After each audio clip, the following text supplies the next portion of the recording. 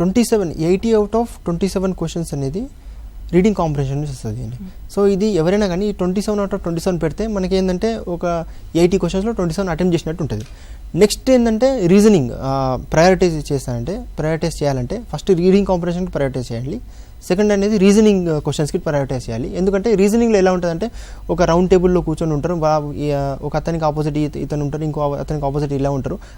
అలాంటి క్వశ్చన్స్ వస్తుంటాయి అండి. రౌండ్ టేబుల్ క్వశ్చన్స్ కానీ, లేకుంటే ఏజ్ రిలేటెడ్ క్వశ్చన్స్ కానీ, లేకుంటే క్యూబ్ లాంటిది క్వశ్చన్స్ ఉంటుంది. ఈ క్యూబ్ని ఇన్ని పార్ట్స్గా డివైడ్ చేశారు, సో ఆ పెయింట్ చేస్తే ఎన్ని పార్ట్స్ ఒక సైడ్ పెయింట్ ఉంటుంది, ఇలాంటి క్వశ్చన్స్ ఉంటుంది. దానికి నాకు తెలిసి మరీ హై లెవెల్ మ్యాథమెటిక్స్ లాంటిది స్కిల్స్ అనేది అవసరం లేదు.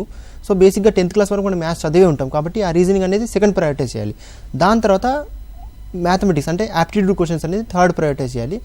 దాంట్లో కూడా మ్యాథ్స్లో కూడా కొన్ని టాపిక్స్ ఉంటుందండి. For example cost price and selling price అని, ప్రాఫిట్ అండ్ లాస్ అంటే ఒక టాపిక్, అది ఈజీగా. అది ఇంకోటి డైరెక్షన్ అని ఉంటుంది. ఫర్ ఎగ్జాంపుల్ ఒక అతను నార్త్ సైడ్లో ఇంత కిలోమీటర్స్ వెళ్ళాడు, మళ్ళీ సౌత్కి వెళ్ళారు, మళ్ళీ ఇలా ఈస్ట్కి వెళ్ళారు, వెస్ట్కి వెళ్ళారు, మళ్ళీ లాస్ట్ ఫైనల్ పొజిషన్ ఎక్కడ అంటే మనం జస్ట్ డయాగ్రామ్ తీసుకొని మనం చేసుకోవచ్చు, అదొక ఈజీ.